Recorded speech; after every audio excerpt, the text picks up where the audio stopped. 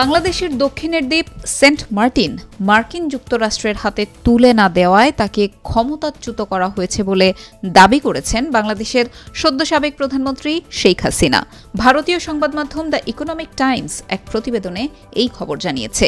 ওই প্রতিবেদনে বলা হয়, বাংলাদেশের সাবেক প্রধানমন্ত্রী শেখ হাসিনা নিজের ক্ষমতাচ্যুতির পেছনে মার্কিন যুক্তরাষ্ট্রের হাত রয়েছে বলেও দাবি করেছেন।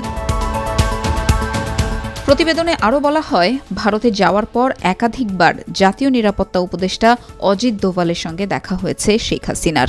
ভারতীয় নিরাপত্তা ও কূটনৈতিক কর্মকর্তাদের সঙ্গেও কথা হয়েছে তার।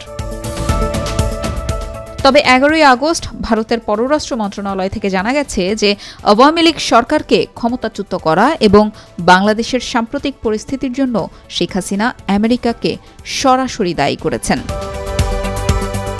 দেশ ত্যাগ করার আগে যেই বক্তব্য শেখ হাসিনা দেশবাসীর উদ্দেশ্যে দিতে চেয়েছিলেন তাতেও এর উল্লেখ ছিল বলে সংশ্লিষ্ট সূত্রে জানা গেছে। হাসিনা জানিয়েছে, আমেরিকার কথামতো বঙ্গোপসাগরে একক আধিপত্যের জন্য সেন্ট মার্টিন দ্বীপ তাদের ছেড়ে না দেওয়ার মাশুল এই ক্ষমতাচ্যুত করা।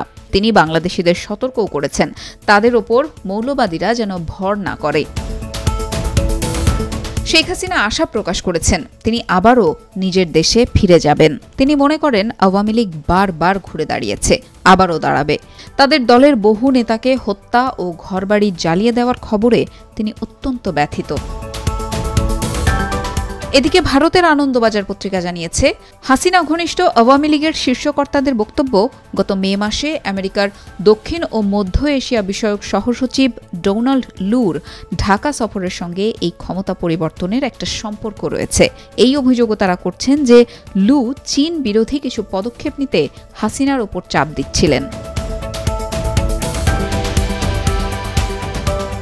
গত ৫ আগস্ট ছাত্র জনতার বিক্ষোভের মুখে পদত্যাগ করে দেশ ছাড়তে বাধ্য হন শেখ হাসিনা। বর্তমানে তিনি ভারতে অবস্থান করছেন। যদিও পরবর্তীতে তার ছেলে সজীব ওয়াজেদ জয় জানিয়েছেন তার মা পদত্যাগপত্রে সই করেননি, সেই সময় তিনি পাননি। ধারণা করা হচ্ছে শেখ হাসিনাকে দীর্ঘ একটা সময়ের জন্য ভারতে থাকতে হতে পারে। তবে ভারতে রাজনৈতিক আশ্রয়ের আইনি সুযোগ না থাকায় ভিসার মাধ্যমে তিনি দিল্লিতে থাকবেন বলেই মনে করা হচ্ছে।